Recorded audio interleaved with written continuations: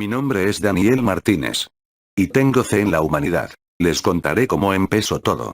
Recuerdo que ese día me levanté temprano por la mañana para ir al colegio, a esas horas toda mi familia ya estaba despierta, mi madre haciendo la comida como lo hacía siempre, mi hermana estudiando para el colegio, mi padre leyendo el periódico y escuchando las noticias por la televisión, mi pequeño perro feliz y corriendo por toda la casa como lo hacía siempre, y yo. Un poco dormido como de costumbre, y mientras me sentaba en la mesa para desayunar pensaba, debo dejar de dormir tan tarde, normalmente me dormía hasta altas horas de la noche, escuchando música chateando por Facebook, o viendo algunas películas, ese día como de costumbre en las noticias de la televisión hacían ver como que se estaba acabando el mundo otra vez, cada día era igual daban noticias como si el fin del mundo hubiera comenzado y al día siguiente lo mismo, supongo que fue por eso que no puse atención a las noticias que estaban dando. Yo estaba muy ocupado con mi teléfono celular, móvil, smartphone o como quieran decirle, recuerdo que ese día todos estaban muy ocupados en sus cosas y nadie le prestaba atención a la televisión, así que esa mañana acabamos de desayunar y mi hermana y yo fuimos al colegio, ese día todo sucedió como siempre llegué al colegio, me junté con mis amigos entramos a clase luego salimos del colegio, llegamos a casa comimos mi hermana mi madre y yo, mi padre no llegó así que comimos sin él, recuerdo que subí a mi habitación y empecé a jugar un poco de videojuegos primero jugué el Grand Theft Auto 5 y después cuando me aburrí, encendí mi ordenador, o computadora y empecé a jugar al Counter Strike Go, recuerdo que estuve jugando un rato y después de un tiempo se conectaron nuevos jugadores quienes, empezaron a hablar con sus micrófonos por el juego recuerdo que decían oye ya te enteraste de lo del virus, y el otro le decía, si dicen que la situación es muy grave y que al parecer es una enfermedad sumamente grave, yo no les puse atención porque no me importaba su charla aparte tenían acento español, así que fuera lo que fuera que estuviera pasando estaría sucediendo en su parte del mundo allá en Europa, como yo soy del continente americano más precisamente de Colombia, yo no me preocupé y dije aunque sea un virus sumamente fuerte no creo que llegue al continente americano fuera lo que fuera, pero... Por el juego se escuchaban muy asustados y no hablaban de otra cosa más que de eso, así que al cabo de unas cuantas horas me hartaron de tanto que hablaban de ese tal virus y me desconecté del juego y me conecté al Facebook. Recuerdo que cuando me conecté en el inicio, donde ves todo lo que todos tus amigos y las páginas que sigues publican.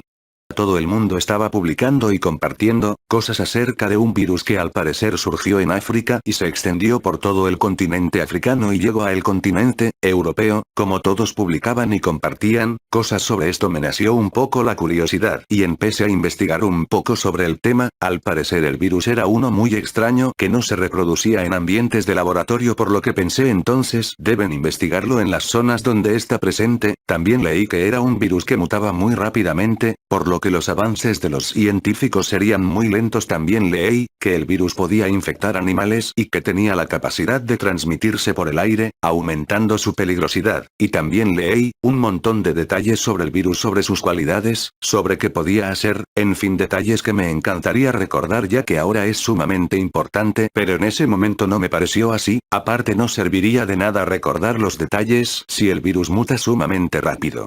Pero a pesar de todo lo que leí no me importó mucho, ya que siempre he sido un poco egoísta y no me importaba lo que pasara en otras partes del mundo, o a otras personas ahora me arrepiento de esa actitud, recuerdo que todo lo que leí, me espantó un poco pero me tranquilicé al pensar que yo no vivía en Europa o África, y dije aparte es muy difícil que ese virus llegue a el continente americano casi es imposible así que me olvidé de ese tema y seguí con mis cosas, así que empecé a ver vídeos en YouTube, y ese tema casi se borró de mi mente. Pero en la noche al cenar con toda mi familia en la mesa y mirando las noticias, dieron la noticia de ese virus recuerdo que mi madre se espantó un poco cuando hablaron de lo peligroso y mortal que era el virus y dijo.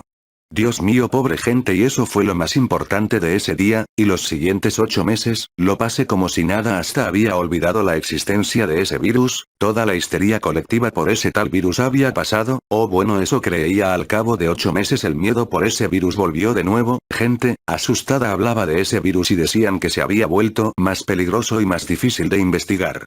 El Face inundado de publicaciones de ese virus como antes, yo tenía conocimiento de todo esto pero no me importó y dije debe ser solo paranoia como la última vez y no tomé en cuenta nada de lo que veía o escuchaba. Más tarde cenando con toda mi familia dieron la noticia del virus nuevamente pero esta vez decían que ahora el virus se había extendido a Asia.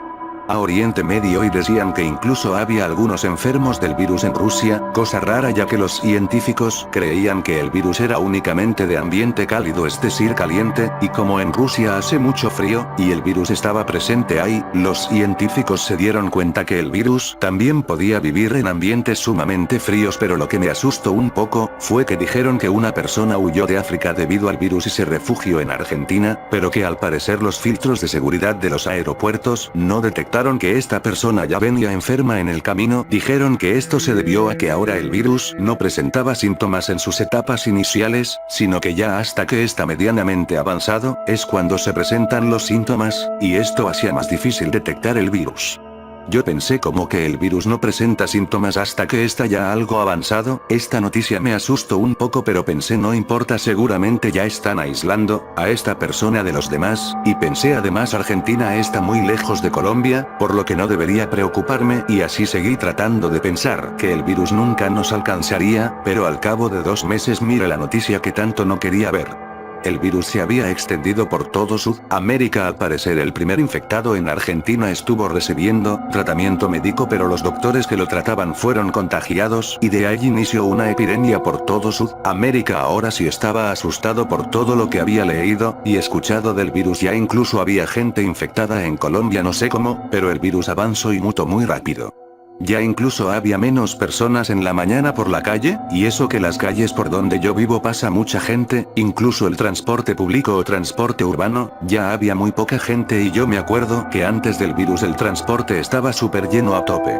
Todas las mañanas incluso tenía que esperar 2 o 3, incluso hasta 4 buses para que vinieran más vacíos y me pudiera ir en ellos. Ahora si digo que había 12 o 13 personas, eran muchas cuando antes habían cientos. Incluso en la escuela recuerdo que éramos 30 en el aula de clases, y ahora solo íbamos un puñado de 7, aunque el gobierno había dicho que era mejor no salir de casa. Yo era uno de los pocos atrevidos que se arriesgaba a salir a la calle. Recuerdo que había una chica que me gustaba del salón que se llamaba Alexandra. Recuerdo que cuando casi todos dejaron de asistir a clase, ella estaba de entre las pocas que seguía yendo. Recuerdo que entre esos días logré hacerme muy amigo suyo, incluso me dio un beso y me dijo que no quería morir sin haberme dicho que yo siempre le guste. Yo la veía muy preocupada y triste por lo que estaba pasando. Ya iban más de 3 millones de muertos en Colombia, y parecía que las medidas de contención no eran efectivas, y fue entonces cuando empezaron los disturbios, la anarquía. Todos querían comprar toda la comida que pudieran tan rápido como pudieran, y como no había suficiente para todos, empezaron las inconformidades y los disturbios. Muy pronto las grandes empresas empezaron a despedir a los empleados, debido a que la economía mundial se había desplomado debido al virus. Ya incluso se rumoraba que el virus estaba en todos los países del mundo con excepción de algunos cuantos. Los empresarios despedían gente masivamente y preferían guardarse todos sus miles de millones para ellos, y por si lo necesitarían en alguna ocasión de vida o muerte, y así empezó poco a poco, pero al cabo de un mes solo quedaban unas pocas personas con trabajo, y fue cuando empezó la anarquía. La gente tenía hambre y tenía que alimentar a sus familias, y no tenían dinero, así que empezaron a saquear establecimientos de comida como centros comerciales, restaurantes y demás, aunque cabe decir que la gente no solo saqueaba lo que necesitaba, sino también lo que no necesitaba, como televisores, consolas de videojuegos, computadoras, celulares, y demás, y fue cuando empezaron a matar por comida y medicamentos. Recuerdo que una noche estaba con mi familia viendo la televisión, estábamos viendo la situación del país. Recuerdo que decían que muchas empresas habían cerrado, cuando escuchamos disparos afuera de la casa, y cuando vimos por la ventana había un hombre tirado, y otro hombre salió corriendo rápidamente con una bolsa. Fue cuando mi padre dijo: ya empezaron a matar por comida y medicamentos. A la semana siguiente fui a la escuela, ya no había transporte, así que fui caminando, y cuando llegué noté que ya no había ido Alexandra y solo estaba yo y otros 2 compañeros, así que le pregunté a Diego, un amigo: oye, ¿y Alexandra? Y él me dijo que se había contagiado, y agregó: espero que te hayas despedido de ella, porque nunca más la volveremos a ver. En ese instante me puse a llorar y recordé cuando le había dicho que nos volveríamos a ver y que pasara lo que pasara, nos veríamos nuevamente el lunes, pues le dije eso un día viernes que era fin de semana, y recuerdo que le di un beso y le dije: te veo aquí el lunes. Recuerdo que se lo dije con tanta seguridad como si supiera que no pasaría nada y que todo iba a estar bien. Le dije: te veo aquí el lunes. Ella me respondió con una sonrisa y dijo: te veo aquí el lunes, te lo prometo. Nunca la volví a ver. Cuando pensaba sobre qué pasaría conmigo, miré a unos militares por las ventanas, que decían que fuéramos a nuestras casas y que abandonáramos las instalaciones de la escuela lo más pronto posible. La profesora nos miró y dijo creo que deben irse. Nosotros la miramos con tristeza y todos nos dimos un abrazo grupal, y la profesora dijo deseo que tengan una larga y buena vida. Esa noche en casa cortaron la electricidad, así que nos quedamos a oscuras y yo solo deseaba que yo y mi familia estuviéramos bien y a salvo. Al día siguiente no fui a clase, así que me levanté un poco tarde, a eso de las 11 de la mañana, y mi padre estaba tratando de ver por qué se fue la electricidad, y después de un rato descubrió que solo era un cable que estaba desconectado, así que lo volvió a conectar y la electricidad volvió. Yo chateaba con los pocos amigos que tenía, y digo pocos porque la mayoría contrajo el virus, y era casi seguro que morirían. Yo recuerdo que más tarde, por la noche, empezamos a escuchar gente peleando, gritos, disparos, había mucho disturbio, afuera había gente lanzando bombas, molotov a las casas, que estaban enfrente de nosotros. Mi padre dijo que era mejor apagar todas las luces de la casa y así lo hicimos, así que solo veíamos discretamente por la ventana lo que pasaba, y había muchas personas peleando y gritándose. No sé el motivo de por qué empezó todo eso, pero recuerdo que tenía mucho miedo de que se metieran a mi casa. Pero no entraron. Como se estaba acabando la comida, mi padre dijo que por la mañana iríamos a buscar algo de comida y medicinas por si llegáramos a necesitarlas, así que al día siguiente mi padre y yo fuimos a buscar comida. Mi padre me dio una pistola y me dijo que si llegara a necesitarla la usara, y me enseñó rápidamente cómo usarla, cómo apuntar y cómo disparar. Recuerdo que me dio una Colt 1911 de calibre 45, y él llevaba una Glock 17 de calibre 9 milímetros, así que emprendimos el viaje. Recuerdo que vi muchas personas muertas tiradas en la calle, como íbamos en un automóvil, cuando pasábamos enfrente de la gente nos miraban con odio e incluso le lanzaban cosas al auto, no sé por qué lo hacían. Pero nos llevamos todo el día buscando comida. Recuerdo que solo encontramos gasolina por la tarde, y al fin encontramos comida y unos cuantos medicamentos a eso de las 11 de la noche. El centro comercial donde encontramos esto estaba completamente vacío. Así que tomamos todo tan rápido como pudimos y nos largamos de ahí. Como ya era de noche, había miles de personas caminando por la carretera dirigiéndose a quién sabe dónde, y cuando nos veían en el auto, empezaban a pedirnos que los lleváramos y mi padre les decía: no, lo siento, no hay suficiente gasolina. De pronto todos empezaron a rodear el auto y empezaron a gritarle a mi padre que los llevara a su destino. Mi padre solo me dijo que quitara el seguro de mi arma. Fue entonces cuando vi algo que me partió el corazón. Una mujer lloraba sangre y se veía desesperada y decía: por favor, llévense a mi hija, ella está bien, no tiene el virus. Yo tenía ganas de ayudar a la señora y casi le abro la ventana, pero mi padre dijo: no, hijo, está infectada, y de pronto rompieron el cristal de la ventana del lado de mi padre, y enseguida rompieron la ventana de mi lado y nos sacaron del vehículo. Recuerdo que estaban golpeando a mi padre salvajemente y le decían: ¿con que no querías salir de tu auto? Fue entonces cuando yo saqué mi pistola y apunté al que estaba golpeando a mi padre, y gritándole le dije atrás: déjalo en paz. El tipo dejó que mi padre se parara y dijo: tranquilo chico, no es para tanto. Entonces yo dije: todos atrás y dejen que nos vayamos, cuando de pronto otro tipo salió también con un arma y le apuntaba a mi padre y me dijo: si le disparas a alguien tu padre se muere. Yo de inmediato le apunté al tipo que le apuntaba a mi padre, y le dije: si le disparas a mi padre no saldrás vivo de aquí. Como el tipo me estaba viendo, mi padre aprovechó y sacó su arma, y también le apuntó al tipo, y recuerdo que toda la gente estaba asustada y otros enojados. Recuerdo que como era un momento de suma tensión, yo le dije al tipo que nos relajáramos, pero alguien lanzó una botella de plástico queriéndole dar a mi padre, pero le dio a ese tipo, y él, asustado pensando que mi padre le quería golpear, le disparó a mi padre. Yo en ese momento le descargué la pistola al tipo, y corriendo fui con mi padre y a ver si estaba bien, pero me dijo que le dio en un hombro. Yo revisé a el tipo, pero ya estaba muerto.